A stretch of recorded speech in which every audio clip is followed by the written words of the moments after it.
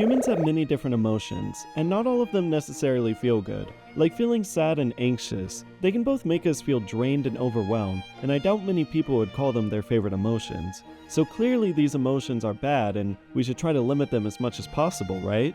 No, because actually, there are no bad emotions. And there are no good emotions either.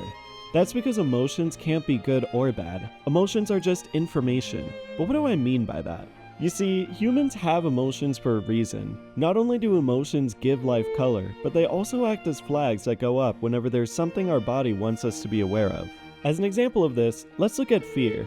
Fear is our body's way of telling us to be careful. Like if we walk up to a really high ledge, we'll feel scared of falling off and we'll back away.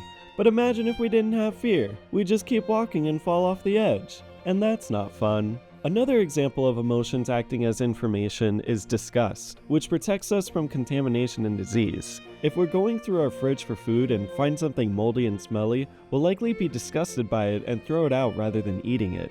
We don't have to take it under a microscope and see whether there are harmful bacteria or not, because our body feeling disgusted by it alone informs us that it's not a good idea to eat it. In both of these examples, fear and disgust both helped keep us safe and healthy. And without these bad emotions, we would have likely died. But what about emotions that aren't meant to keep us safe, like sadness and anger?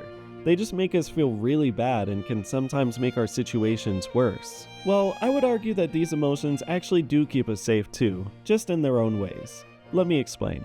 Sadness is often seen as a negative emotion, but it actually serves several important purposes in our lives. First off, sadness promotes self-reflection. Think of it as an alarm that lets us know when something feels missing in our life, motivating us to reevaluate our lives and priorities, and then identify what changes need to be made to find greater fulfillment. Sadness also plays an important role in strengthening our social bonds. When we're sad, we cry, signaling to others that we need comfort and support. This can increase others' empathy for us, motivating others to offer support, and ultimately fostering a stronger sense of community and belonging.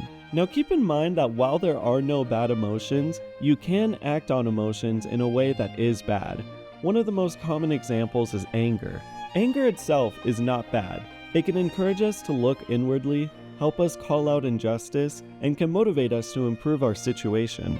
But if we act on our anger in a way that harms us or others, that is bad.